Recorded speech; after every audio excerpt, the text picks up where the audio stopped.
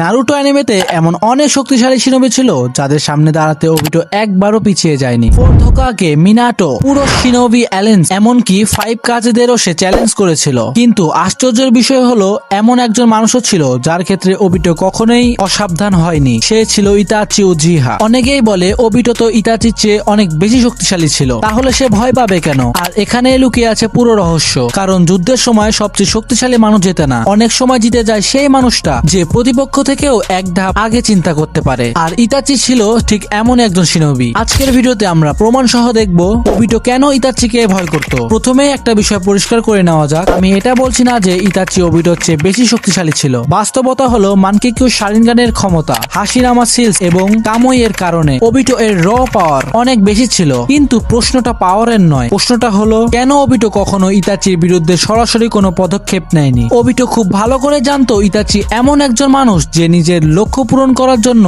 নিজের জীবন পর্যন্ত ত্যাগ করতে দ্বিধা করবে না। এবার ভাবো, একজন মানুষ যে নিজের গ্রামকে বাঁচানোর জন্য নিজের পুরো ক্ল্যানকে হত্যা করতে পারে, সেই যদি তোমার বিরুদ্ধে দাঁড়ায় তাহলে সে আর কি কি করতে পারে। এই কারণেই ওবিটো শুরু থেকে ইতাচিকে অনেক বেশি গুরুত্ব দিত। সে জানতো ইতাচির সবচেয়ে ভয়ানক অস্ত্র সুসানু বা আমাত্তেরাসু নয়, তার মস্তিষ্ক। ইতাচি কখনোই শক্তির উপর নির্ভর করতো না, সে সবসময় প্রতিপক্ষের পরের চাল আগে থেকে হিসাব করে রাখতো। আর ওবিটোর মতন একজন মাস্টার ম্যানিপুলেটর খুব ভালো করে বুঝতে পেরেছিল এমন একজন শত্রুকে অবহেলা করা মানে নিজের বিপদ নিজেই ডেকে আনা। এখানেই আসে দ্বিতীয় কারণ, ওবিটো জানতো ইতাচি আসলে আকাশকির প্রতি কখনোই লয়াল ছিল না। সে ছিল কোনোহার একজন স্পাই, অর্থাৎ আকাশকের প্রতিটি মিশন, প্রতিটি পরিকল্পনা, প্রতিটি সদস্যকে ইতাচি খুব কাছ থেকে পর্যবেক্ষণ করছিল। ওবিটো জানতো যদি ইতাচি সঠিক সময়ে তার বিরুদ্ধে পদক্ষেপ নেয় তাহলে তার বহু বছরের পরিকল্পনা ভেঙে যেতে পারে। আর এখান থেকেই শুরু হয় ওবিটো এর সতর্কতা। সে ইতাচিকে দুর্বল ভাবেনি, সে ইতাচিকে অপ্রত্যাশিত ভাবতো। আর একজন বুদ্ধিমান মানুষ কখনোই অপ্রত্যাশিত শত্রুকে হালকা ভাবে নেয় না। এবার আসি সবচেয়ে বড় প্রমাণে। ইতাচি মারা যাওয়ার পর ওবিটো যখন সাসকেকে নিজের পরিচয় এবং উচিহা ক্ল্যানের সত্যিটা বলছিল,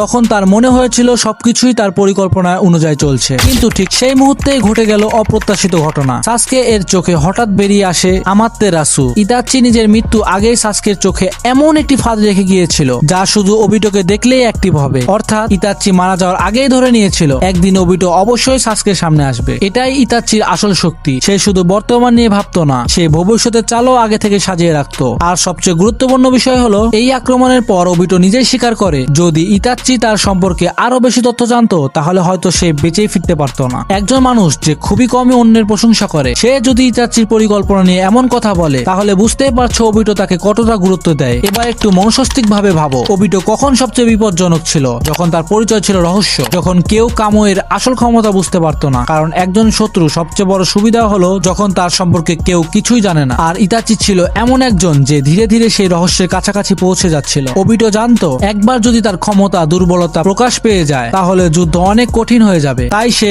ইতাচিকে কখনোই অবহেলা করেনি। তাহলে এখন প্রশ্ন হলো, ওবিটো সত্যি ইতাচিকে ভয় পেত? আমার মতে হ্যাঁ, তবে সেটা ইতাচির শক্তির জন্য নয়। সে ভয় পেত ইতাচির বুদ্ধিকে, সে ভয় পেত ইতাচির পরিকল্পনাকে, সে ভয় পেত এমন একজন মানুষকে যে নিজের মৃত্যুর পরেও শত্রুর জন্য ফাঁদ পেতে যেতে পারে। এই কারণেই ওবিটো কখনো ইতাচিকে সাধারণ প্রতিপক্ষ হিসাবে দেখেনি। কারণ শক্তিশালী শত্রুকে হারানো যায়, কিন্তু এমন একজন প্রতিভাবান শত্রু যে সব সময় তোমার এক ধাপ সামনে চিন্তা করে, সে সব সময় ভয়ের কারণ হয়ে থাকে। তাই যদি কেউ বলে ওবিটো তো ইতাচির চেয়ে অনেক বেশি শক্তিশালী ছিল, তাহলে সে ভয় পাবে কেন? তাহলে এর উত্তরটা খুব সহজ, ওবিটো ইতাচির পাওয়ারকে নয়, ইতাচি এর মাইন্ডকে ভয় পেত। তো এই বিষয়ে আপনার মতামত অবশ্যই আমাদের কমেন্ট বক্সে দিয়ে যাবেন। আর আজকের ভিডিওটা এই পর্যন্তই ছিল। ভিডিওটা ভালো লাগলে ভিডিওটা একটা লাইক এবং চ্যানেলটিকে অবশ্যই সাবস্ক্রাইব করে যাবেন।